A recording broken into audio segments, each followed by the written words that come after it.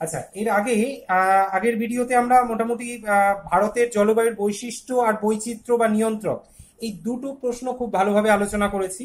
এখন ছোট ছোট 2-3 নম্বরে যে প্রশ্নগুলো আসে তার মধ্যে একটা খুব ইম্পর্টেন্ট কোশ্চেন, মৌসুমী বায়ুকে স্থলবায়ু ও সমুদ্র বায়ুর বৃহৎ সংস্করণ বলা হয় কেন? এখন স্থলবায়ু, সমুদ্রবায়ু, মৌসুমী বায়ু তিনটেই কিন্তু সাময়িক বায়ু। এখন তিনটের বৃহৎ সংস্করণ বলা হয় কেন, এটা ব্যাখ্যাটা যেভাবে লিখতে হয় সেটা আমরা একটু আলোচনা করি। প্রথমে প্রথমে বলতে হবে সমুদ্রবায়ুর কথা। সমুদ্রবায়ু কাকে বলে বা কিভাবে সৃষ্টি হয়? আমরা কি দেখি যে দিনের বেলা বা সারাদিন প্রচন্ড উষ্ণতা বেশি থাকে বলে স্থলভাগ দ্রুত উষ্ণ হয় এবং জলভাগ ধীরে ধীরে উষ্ণ হয়। স্থলভাগ দ্রুত উষ্ণ হলে স্থলভাগের ওপরের বায়ুটাও দ্রুত উষ্ণ হয় এবং ওপরের বায়ু থেকে একটা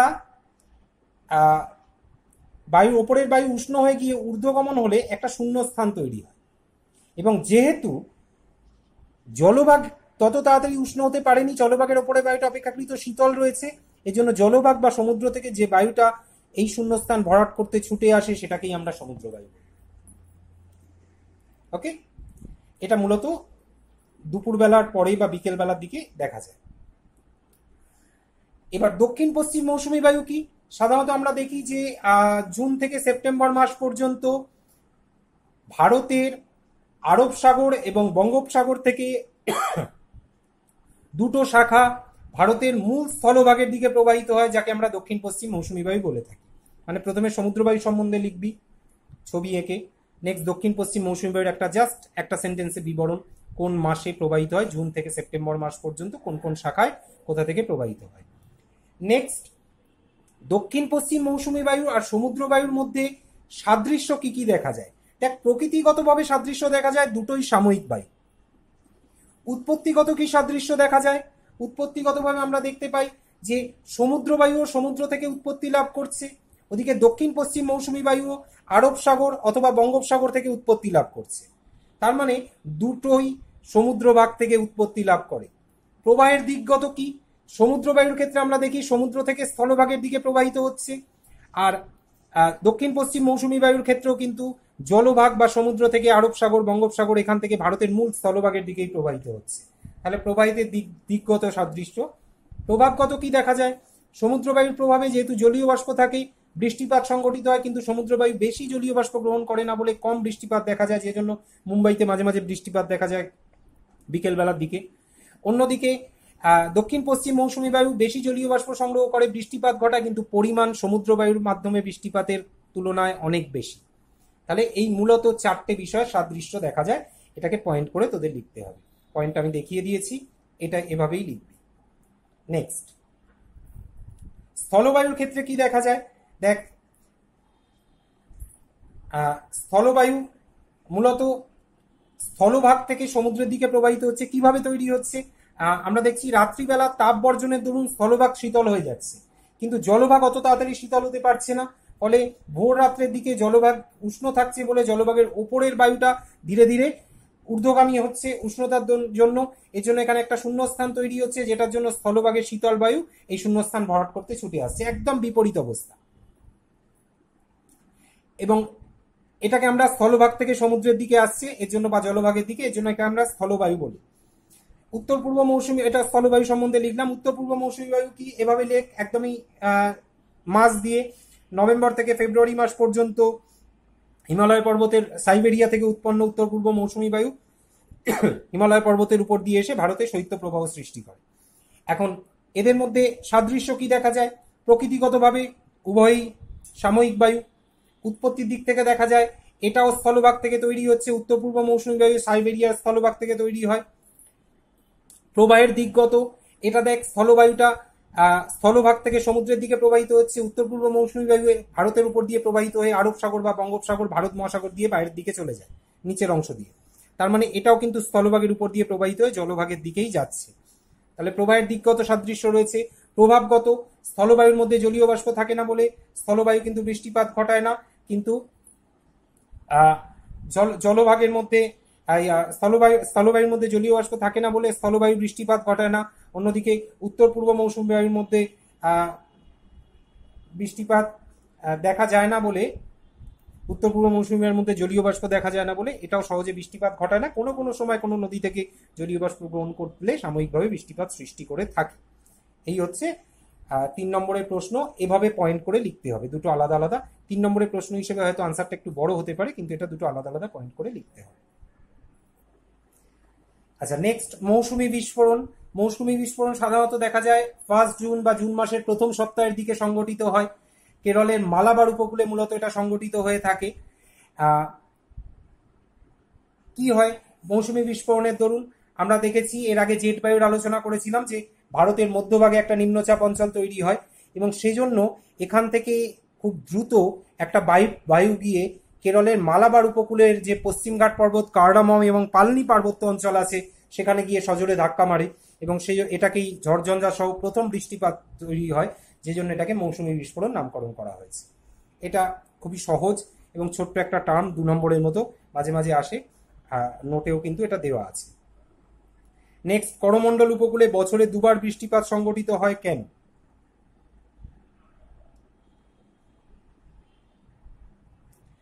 করমণ্ডল উপকূলে বছরে 2 বার বৃষ্টিপাত সংঘটিত হয় কেন? মূলত কারণ হচ্ছে পূর্বঘাট পার্বত্য অঞ্চলের অবস্থান, এটা মূল কারণ। আর যে দুটো শাখা এখানে বৃষ্টিপাত তৈরি করে, একটা দক্ষিণ পশ্চিম মৌসুমী বায়ুর বঙ্গোপসাগরীয় শাখা আর একটা প্রত্যাবর্তনকারী মৌসুমী বায়ু। দুটো বৃষ্টিপাতের সময়কাল যদি আমরা আলোচনা করি, দক্ষিণ পশ্চিম মৌসুমী বায়ুর বঙ্গোপসাগরীয় শাখা জুন থেকে সেপ্টেম্বর, বায়ু প্রবাহের নাম তো পেয়েই গেলাম, বঙ্গোপসাগরীয় শাখা দক্ষিণ পশ্চিম মৌসুমী বায়ু। বৃষ্টিপাত মূলত পশ্চিমঘাট পূর্বঘাট পর্বতের এই যে পূর্ব ঢালটা, এই দিকের ঢালটা, পূর্ব ঢালটায় বৃষ্টিপাত ঘটায়, এদিক থেকে বায়ু প্রবাহটা যায়। অন্যদিকে আচ্ছা, সাধারণত বৃষ্টিপাতের ঘটনা এখানে এই দক্ষিণ পশ্চিম মৌসুমী বায়ুর প্রভাবে আমরা ওই বর্ষাকালীন বৃষ্টিপাত একটা দেখতে পাই। প্রত্যাবর্তনকারী মৌসুমী বায়ুর প্রভাবে আমরা মূলত শরৎকালীন বৃষ্টিপাত দেখতে পাই। দেখ, এটা প্রত্যাবর্তনকারী মৌসুমী বায়ু যখন আসে তখন কিন্তু পূর্বঘাট পর্বতের পশ্চিম ঢালটায় বৃষ্টিপাত ঘটায়, আর অন্য বায়ুটা বঙ্গোপসাগরীয় শাখাটা পূর্ব ঢালে বৃষ্টিপাত ঘটায়। এই দুটো আলাদা বৃষ্টিপাত, এটা কিন্তু একটু মাথায় রেখে লিখিস বা পড়িস। নেক্সট, পরের কোশ্চেন, এটাও কিন্তু 2 নাম্বার বা 3 নাম্বারে আসে, এটা কিন্তু ডিটেলস নোটে দেওয়াও আছে। আচ্ছা, নেক্সট এবার একটা 5 নম্বরের কোশ্চেন, ভারতে মৌসুমী বায়ুর প্রভাব। আচ্ছা, এই কোশ্চেনটা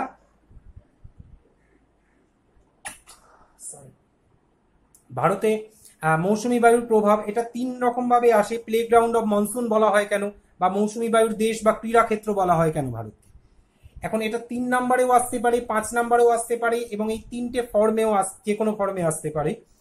এখন মূলত প্রভাবগুলো কি কি আমরা দেখ এখানে লিখেছি: জলবায়ুগত প্রভাব, মৃত্তিকার উপর প্রভাব, স্বাভাবিক উদ্ভিদের উপর প্রভাব, কৃষিকাজের উপর প্রভাব, শিল্পের উপর প্রভাব। এই মূলত আলোচনা। 3 নাম্বারের মতো এলে এটা ছোট ছোট ভাবে আসে, কোনো একটা দুটো হিসেবে আসে। জলবায়ুতে প্রভাব শুধু আসে, সাধারণত জলবায়ুতে আমরা দেখতে পাই মৌসুমী বায়ুর দরুন, দক্ষিণ পশ্চিম মৌসুমী বায়ুর দরুন আর্দ্র গ্রীষ্মকাল এবং উত্তর পূর্ব মৌসুমী বায়ুর দরুন শুষ্ক শীতকাল তৈরি হয়। অন্যদিকে গ্রীষ্ম ও বর্ষাকালীন বৃষ্টিপাত হয় দক্ষিণ পশ্চিম মৌসুমী বায়ুর দরুন, শরৎ ও শীতকালীন বৃষ্টিপাত হয় উত্তর পূর্ব মৌসুমী বায়ু এবং প্রত্যাবর্তনকারী মৌসুমী বায়ুর দরুন। ব্রেক অফ মনসুন আমরা দেখতে পাই, মানে ব্রেক অফ মনসুন মানে হচ্ছে মৌসুমী বৃষ্টিপাত যখন ঘটে, আমরা এই যে এখন বর্ষাকাল চলছে, আমরা দেখছি মাঝে মাঝে বৃষ্টিপাত কিন্তু একটানা ঘটছে না, কিছুদিন 2-3 দিন অফ থাকছে, আবার 3-4 দিন একটানা ঘটছে। এই যে যখন অফ থাকছে, যখন হচ্ছে না, তখন কিন্তু মৌসুমী বায়ু প্রবাহিত হচ্ছে, কিন্তু তার মধ্যে জলীয় বাষ্পের পরিমাণ এতটা নেই যে বৃষ্টিপাত ঘটাতে পারে। এই সময়গুলোকে বলা হয় ব্রেক অফ মনসুন বা মৌসুমী বৃষ্টিপাতের ছেদ। এছাড়া উষ্ণতার হ্রাস ঘটায় মৌসুমী বায়ু। ঋতুভিত্তিকভাবে 180 ডিগ্রি বিপরীতমুখী প্রবাহিত, দেখ উত্তর পূর্ব দক্ষিণ পশ্চিম, একদম 180 ডিগ্রি বিপরীতমুখী প্রবাহ। একটা উত্তর পূর্ব মৌসুমী বায়ু, একটা দক্ষিণ পশ্চিম মৌসুমী বায়ু। আফ্রিকায় আবার যেমন প্রবাহিত হয় দক্ষিণ পূর্ব মৌসুমী বায়ু এবং উত্তর পশ্চিম মৌসুমী বায়ু, ওদেরও কিন্তু 180 ডিগ্রি, কিন্তু প্রবাহগুলো আলাদা। আচ্ছা, নেক্সট, মৃত্তিকার উপর প্রভাব। এগুলো সোজা, এগুলো আলোচনা করার মতো। আমি তবুও বলছি, মৃত্তিকার আর্দ্রতা বৃদ্ধি পায়, কারণ বৃষ্টিপাত হলে স্বাভাবিকভাবে মৃত্তিকার আর্দ্রতা বৃদ্ধি পাবে, বৃষ্টিপাত কম হলে আর্দ্রতার হ্রাস পাবে। মৃত্তিকার সৃষ্টি হতে পারে, যেমন ল্যাটেরাইট মৃত্তিকার সৃষ্টি হয় বৃষ্টিপাতের দরুন। মৃত্তিকাতে পড়েছিস যে সিলিকা অপসারিত হয়ে যায় ধৌত প্রক্রিয়ায় এবং অ্যালুমিনিয়াম ও লোহা উঠে এসে ল্যাটেরাইট তৈরি করে। ইলুভিয়েশন প্রক্রিয়া ক্লাস 9-এ পড়েছিলি, যে মৃত্তিকার ওপরের স্তর থেকে খনিজ জলের মাধ্যমে বাহিত হয়ে নিচের স্তরে পৌঁছায়, এবং এই যে ওপরের স্তর থেকে নিচের স্তরে পৌঁছাচ্ছে এই পদ্ধতিকে বলা হয় এলুভিয়েশন। এলুভিয়েশনের দরুন ওপরের স্তর খনিজ হারায় এবং নিচে যে জমা হচ্ছে তাকে বলা হয় এলুভিয়েশন, যার জন্য নিচের স্তর খনিজ সমৃদ্ধ হয়। এছাড়া বৃষ্টিপাতের দরুন পলি বাহিত হয়ে গিয়ে নদীর মাধ্যমে পলি বাহিত হয়ে গিয়ে বিভিন্ন স্থানে পলি সঞ্চয় হতে পারে। স্বাভাবিক উদ্ভিদের ক্ষেত্রে আমরা চিরহরিত অরণ্য সৃষ্টি হতে দেখতে পারি বৃষ্টির জন্য। তৃণগুল্ম জাতীয় উদ্ভিদ দেখা যায়, যেটা যেহেতু গুজরাটে বৃষ্টিপাত কিছুটা কম হয় তৃণগুল্ম জাতীয় উদ্ভিদ জন্মায়। রাজস্থানে বৃষ্টিপাত অনেক কম হয় বলে উদ্ভিদ বিরল অবস্থা দেখা যায়। আবার মরুভূমি অঞ্চলে কিছু কিছু জায়গায় বৃষ্টিপাত কম হওয়ার জন্য উদ্ভিদের অভিযোজন ক্ষমতা দেখা যায়, উদ্ভিদরা নিজেদের মূলের বা পজিটিভ জিওট্রপিক চলন অনেক বাড়িয়ে দেয় এবং সেই জন্য মূলের দৈর্ঘ্য বৃদ্ধি পায়। কৃষিকাজের ওপর দেখা যায় যে খারিফ ফসলের উৎপাদনে মৌসুমী মানে বর্ষাকালীন বৃষ্টিপাতের প্রভাব আছে। রবি ফসলের উৎপাদনের ক্ষেত্রে শীতকালীন বৃষ্টিপাতের প্রভাব আছে। শীতকালীন বৃষ্টিপাত কম হলে রবি ফসলে ক্ষতি দেখা যায়। এছাড়া বন্যা খরা হলে কৃষিকাজের অভাব ঘটে। শিল্পের ক্ষেত্রে আমরা দেখতে পাই নদীগুলোর মাধ্যমে স্বাদু জলের যোগান পাওয়া যায়। এছাড়া কৃষিজ ফসল ভিত্তিক শিল্প যেমন কার্পাস, পাট এগুলোর উৎপাদন কিন্তু শুধুমাত্র বৃষ্টিপাতের উপর নির্ভরশীল। এখানে আমি একটা ডায়াগ্রাম দিয়েছি, জাস্ট এই ডায়াগ্রামটা ইজি, কিছুই না। তিনটে বায়ুপ্রবাহ, যে চারটে বায়ুপ্রবাহ হয়, আরব সাগরীয়, বঙ্গোপসাগরীয় শাখা, দক্ষিণ পশ্চিম মৌসুমী বায়ু দুটো শাখা, প্রত্যাবর্তনকারী মৌসুমী বায়ু আর উত্তর পূর্ব মৌসুমী বায়ু, এই মূলত চারটে মৌসুমী বায়ুকে এখানে ডায়াগ্রামে দেখানো হয়েছে। এটা 5 নম্বরের প্রশ্ন। যদি 3 নাম্বার হিসেবে আসে তাহলে কিন্তু এটা ছোট করে লিখতে হতে পারে, জলবায়ু আলাদা আলাদা করেও দিতে পারে। অতএব যদি আমি বলবো 3 নাম্বার হিসেবে আসলে তোরা এরকম ভাবে একটা চার্ট শুধু করে দিস। যদি পুরোটা হিসেবে আসে, 3 নাম্বার সাধারণত পুরো আসে না, শুধু জলবায়ুতে প্রভাব 3 নাম্বারে দেয়, আর 5 নাম্বার দিলে পুরোটা দেয়। পুরোটায় সব পয়েন্টগুলো ব্যাখ্যার দরকার নেই, এর মধ্যে প্রত্যেকটা থেকে দুটো দুটো পয়েন্ট ব্যাখ্যা করিস, কিন্তু সবগুলো পয়েন্ট হিসেব মতো দিস। সবগুলো পয়েন্ট অবশ্যই উল্লেখ করিস, তার মধ্যে একটা বা দুটো, প্রত্যেকটা দুটো করে বা শেষেরগুলো একটা একটা করে তোরা ব্যাখ্যা করতে পারিস। নেক্সট, আচ্ছা নেক্সট আসছি আমরা কালবৈশাখী। এটা 2 বা 3-এর টিকা হিসেবে আসে, আমি 3-এর মতোই বলছি। প্রকৃতিগতভাবে কালবৈশাখীকে দেখা যায় এটা একটা উষ্ণ আর্দ্র স্থানীয় বায়ু। স্থানীয় বায়ু কিছু সময়ের জন্য কোনো অংশে প্রবাহিত হয়। অপর নাম নর্থ ওয়েস্টার, যেহেতু উত্তর পশ্চিম দিক দিয়ে প্রবাহিত হয় এর জন্য নাম নর্থ ওয়েস্টার। আসামে এটাকে স্থানীয়ভাবে বরদৈছিলা বলে ডাকা হয়। বায়ুপ্রবাহের দিক যদি দেখি, উত্তর পশ্চিম দিক থেকে পূর্ব দিকে প্রবাহিত হয়, মূলত বৈশাখ মাস বা চৈত্র মাসের শেষের দিকে প্রবাহিত হয়। এর জন্য বৈশাখ মাসের বিকেলে প্রবাহিত হয় বলে এটার নাম কালবৈশাখী। মার্চ এপ্রিল মাসে ইংরাজির মাস অনুযায়ী। গতিবেগ প্রায় 60 থেকে 80 কিলোমিটার পার আওয়ার থাকে, কোনো কোনো সময় এটা 100 কিলোমিটারের কাছাকাছি পৌঁছায়। প্রধান কারণ ছোটনাগপুর মালভূমির উষ্ণতা বৃদ্ধি হওয়ার দরুন এটা ঘটে থাকে। আমরা ডিটেলসটা কারণ কিভাবে ঘটে সেটা একটু আলোচনা করছি।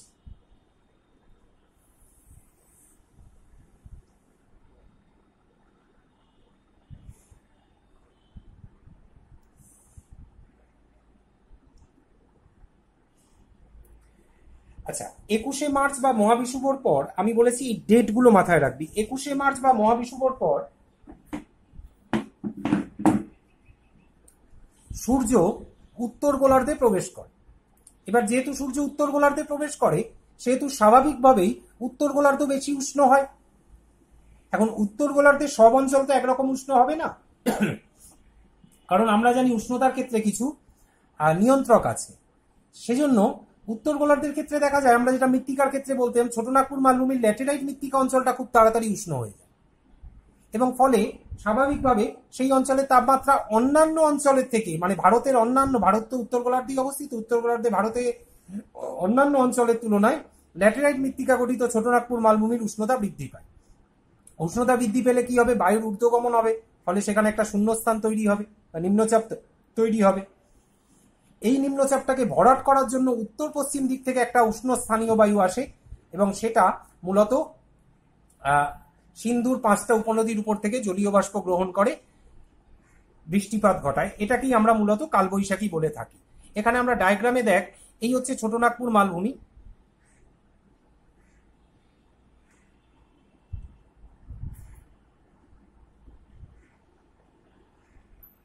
এই ছোটনাগপুর মালভূমি অঞ্চল। ছোটনাগপুর মালভূমি অঞ্চলের এই পোর্শনটা দ্রুত উষ্ণ হওয়ার জন্য বায়ুর ঊর্ধ্বগমন হয়েছে, ফলে এখানে একটা শূন্যস্থান তৈরি হয়েছে। এই শূন্যস্থানের জন্য উত্তর পশ্চিম দিক থেকে এই এই জায়গাগুলোয় রয়েছে সিন্ধুর 5টা উপনদী, বিপাশা, চন্দ্রভাগা, ইরাবতী, শতদ্রু, বিপাশা। এই 5টা উপনদীর উপর থেকে জলীয় বাষ্পপূর্ণ বায়ু, কালবৈশাখী, উষ্ণ জলীয় বাষ্পপূর্ণ বায়ু প্রবাহিত হয়। এখানে আমরা জানি কিছু পর্বত রয়েছে, বিহারীনাথ, শুশুনিয়া, তারপরে পাঞ্চেত পাহাড়, যদিও পাঞ্চেত মোনাডনক, বিহারীনাথ, শুশুনিয়া, তারপরে অযোধ্যা পাহাড় রয়েছে। এই পাহাড়গুলো মালভূমি অঞ্চলে, এই পাহাড়গুলোতে ধাক্কাকে বৃষ্টিপাত ঘটায়, যেটুকু ভেতরে প্রবেশ করে পশ্চিমবঙ্গে কিছুটা বৃষ্টিপাত হয়, এবং একটা শাখা এই উপরের অংশ দিয়ে আসামের দিকে প্রবাহিত হয়ে চলে যায়, যেটা বরদই শিলা হিসেবে আসামে বৃষ্টিপাত ঘটায়। এই মূলত কালবৈশাখীর উৎপত্তি। কালবৈশাখীর উৎপত্তির ক্ষেত্রে সবসময় একটা জিনিস মাথায় রাখিস, যে তোরা যদি এই 21শে মার্চ, 23শে সেপ্টেম্বর, মানে প্রত্যেকটা কালবৈশাখী শুধু না, কালবৈশাখী, আশ্বিনের ঝড়, পশ্চিমী ঝঞ্ঝা, সবকিছুতেই শুরুটা হবে কিন্তু উত্তরায়ণ বা দক্ষিণায়নের ক্ষেত্রে এই যে কোনো একটা ডেট দিয়ে। অর্থাৎ এটা মাথায় রাখিস, তাহলে কিন্তু ডিটেলসটা আলোচনা করতে অনেক সুবিধে। আবার বলছি, উত্তর গোলার্ধে প্রবেশ করে মহাবিষুবের পর, ফলে উত্তর গোলার্ধ উষ্ণ হয়। অন্যান্য অঞ্চলের তুলনায় ছোটনাগপুর মালভূমিতে ল্যাটেরাইট মৃত্তিকা থাকার জন্য এটা দ্রুত উষ্ণ হয়, ফলে উষ্ণতা বৃদ্ধির জন্য বায়ুর ঊর্ধ্বগমন ঘটে, ফলে নিম্নচাপ সৃষ্টি হয়। যে নিম্নচাপটা ভরাট করতে উত্তর পশ্চিম দিক থেকে উষ্ণ স্থানীয় বায়ু হিসেবে জলীয় বাষ্প গ্রহণ করে কালবৈশাখী আসে, এবং প্রভাব হিসেবে আমরা দেখতে পাই এটা 5 থেকে 10 ডিগ্রি উষ্ণতা হ্রাস করে। শৈলক্ষেপ বৃষ্টিপাত ঘটায়, মূলত ধাক্কা দিয়ে, পর্বতে ধাক্কা মেরে বজ্রবিদ্যুৎ সহ বৃষ্টিপাত দেখা যায়। আর এই সময় যেসব ফসল চাষ হয়, যাদেরকে জাইদ ফসল বলা হয়, আগে পড়েছিস, যেমন আউশ ধান, বাদাম, এই জাতীয় জাইদ ফসল চাষে জলের যোগান ঘটায়। ওকে, নেক্সট। আচ্ছা, নেক্সট হচ্ছে পশ্চিমী ঝঞ্ঝা। এটা একটা বায়ুমণ্ডলীয় গোলযোগ। মূলত যে বায়ু প্রবাহটার মাধ্যমে হয় সেটাকে আমরা পশ্চিমা বায়ু বলি। যে 3 রকম নিয়ত বায়ু আছে, আয়ন বায়ু, পশ্চিমা বায়ু এবং মেরু বায়ু। পশ্চিমা বায়ু প্রবাহিত হয় কর্কটীয় উচ্চচাপ বলয় থেকে ওপরের দিকে মেরু বৃত্ত প্রদেশীয় নিম্নচাপ বলয় দিকে, কর্কটীয় থেকে সুমেরু বৃত্ত প্রদেশীয় নিম্নচাপ বলয়, এবং মকরীয় থেকে কুমেরু বৃত্ত প্রদেশীয় নিম্নচাপ বলয়। আমরা ভারতের আলোচনা করছি, অতএব উত্তর গোলার্ধের আলোচনা করছি। উত্তর গোলার্ধের এই পশ্চিমা বায়ুটার নাম দক্ষিণ পশ্চিম মৌসুমী পশ্চিমা বায়ু, যেটা মূলত কর্কটীয় উচ্চচাপ বলয় থেকে সুমেরু বৃত্ত প্রদেশীয় নিম্নচাপ বলয়ের দিকে প্রবাহিত হয়। যদিও এই পশ্চিমী ঝামেলা তৈরিতে কিন্তু একটু আগে, যেটা আমরা আগে জেটের ক্ষেত্রে বলছিলাম, উপক্রান্তীয় পশ্চিমা জেটেরও একটা প্রভাব থাকে। মূলত শীতকালে শেষে দেখা যায় দক্ষিণ পশ্চিম থেকে পূর্ব দিকে প্রবাহিত হয় বায়ু প্রবাহ মধ্য এশিয়ার পর্বত পাদদেশ বরাবর। মধ্য এশিয়ার পর্বতের অংশটা এতটাই ইম্পর্টেন্ট যে যদি এটা না থাকতো তাহলে ভারতে পশ্চিমী ঝঞ্ঝা সংগঠিতই হতো না। কারণটা দেখ, একটু পরিষ্কারভাবে বুঝতে পারবি এখানে। আচ্ছা দেখ, মূলত ঘটে কি 21শে মার্চ বা মহাবিষুবর পর কোন দিকে যাচ্ছে সূর্য? 21শে জুন কর্কট সংক্রান্তি হবে, তার মানে উত্তর গোলার্ধে যাচ্ছে। 21শে মার্চ বা মহাবিষুবের পর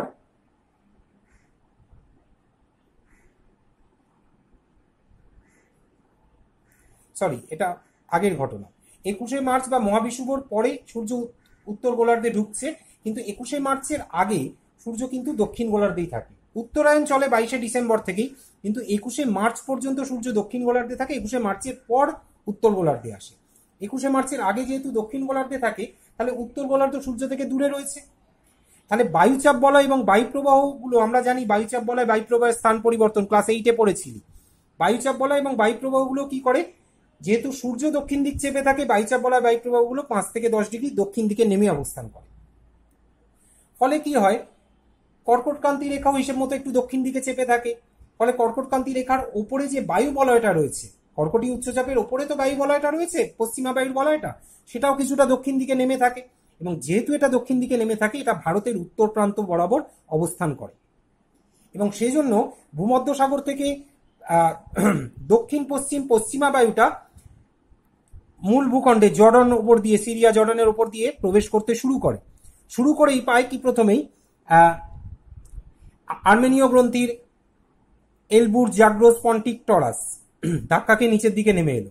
যেই ওপরে উঠতে যায়, পামির গ্রন্থি থেকে হিন্দুকুশ সুলেমানের অংশ পায়, আবার নিচে নেমে এলো। এবার আবার ওপরে উঠতে গেল, হিমালয় পর্বত পেল, যেতে পারলো না, নিচে দিয়ে প্রবাহিত হয়ে চীন সাগরের দিকে অগ্রসর হতে থাকলো, বা টায়ানমার অভিমুখে অগ্রসর হতে থাকলো। এখন এই যে পার্বত্য অঞ্চলটা যদি না থাকতো এই বায়ুটার অভিমুখ কিন্তু এরকম ওপর দিকে, ফলে এই বায়ুটা কিন্তু সোজা উপরে উঠে যেত। পার্বত্য অঞ্চলটা থাকে বলে ধাক্কাকে নিচের দিকে নামে এবং তুষারবিত পার্বত্য অঞ্চল থেকে শীতলতাও গ্রহণ করে, যার জন্য তুষারপাতও ঘটায়, শিলাবৃষ্টিও ঘটায় এবং কিছু কিছু অঞ্চলে বৃষ্টিপাত ঘটায়, উল্টে শৈত্য প্রবাহ একটা তৈরি করে। এই মূল ঘটনাটা ঘটে। প্রভাবের দিক থেকে দেখ, পাঞ্জাব হরিয়ানা সংলগ্ন অঞ্চলে শীতকালীন বৃষ্টিপাত ঘটায়, শিলাবৃষ্টি সংগঠিত করে। পশ্চিমবঙ্গ সিকিম এইসব অঞ্চলে বিচ্ছিন্ন বৃষ্টিপাত, উঁচু অঞ্চলগুলোতে তুষারপাত ঘটায়। উষ্ণতা প্রায় 5 থেকে 7 ডিগ্রি, কোনো কোনো জায়গায় প্রায় 10 ডিগ্রি কাছাকাছি উষ্ণতা হ্রাস করে। আর গম চাষে একটা বড় সুবিধা করে, কারণ শীতকালে ভারতে বৃষ্টিপাত হয় না। পশ্চিমী ঝঞ্ঝার দরুন যে বৃষ্টিপাতটা হয় সেটা গম চাষে জলের যোগান ঘটায়। আবার একইভাবে যদি বৃষ্টিপাতের বদলে শিলাবৃষ্টির পরিমাণ বেশি হয় তাহলে কিন্তু গমের যথেষ্ট ক্ষতিও হয়। অতএব এটা কিন্তু উপকারও করে, কোনো কোনো দিন কোনো কোনো বারে এটা অপকারও করে। নেক্সট আশ্বিনের ঝড়। আশ্বিনের ঝড় খুব ইম্পর্টেন্ট একটা জিনিস এবং আমাদের ক্ষেত্রে মাঝে মাঝে খুব দুঃখজনক হয়ে ওঠে, কারণ যেহেতু আশ্বিনের ঝড়ের মূল বৃষ্টিপাতটা দুর্গাপুজোর আশেপাশের সময় হয়, দুর্গাপুজোর মধ্যে বৃষ্টিপাত হলে তো খুবই মুশকিল হয়ে পড়ে। যাই হোক, ঘটনাটা কিভাবে ঘটে, প্রকৃতিগতভাবে এটা একটা ক্রান্তীয় ঘূর্ণবাত। প্রবাহের সময়কাল অনুযায়ী সেপ্টেম্বর অক্টোবর মাস বা আশ্বিন মাসে মূলত এটার প্রবাহ দেখা যায়, এর জন্য এই নামটা হচ্ছে আশ্বিনের ঝড়। দুটো বায়ু প্রবাহ কিন্তু এখানে প্রভাব বিস্তার করে, একটা উচ্চচাপ অঞ্চলে শুষ্ক শীতল বায়ু, একটা প্রত্যাবর্তনকারী উষ্ণ আর্দ্র মৌসুমী বায়ু। দুটো বায়ু প্রভাব বিস্তার করে, কারণ ঘূর্ণবাতের ক্ষেত্রে সবসময় একটা উষ্ণ আর্দ্র বিপরীতধর্মী বায়ু প্রবাহ দরকার। অতএব একটা উষ্ণ আর্দ্র বায়ু প্রবাহ যেরকম থাকবে, একটা শীতল শুষ্ক বায়ু প্রবাহ কিন্তু প্রয়োজন। ওই জন্য বিপরীতধর্মী বায়ু প্রবাহের জন্য এখানে দুটো বায়ু প্রবাহ বিকাশ লাভ করে বা দুটো বায়ু প্রবাহ অংশ নেয় পুরো ঘটনাটায়। আগে আমরা ব্যাপারটা কি হয় দেখি।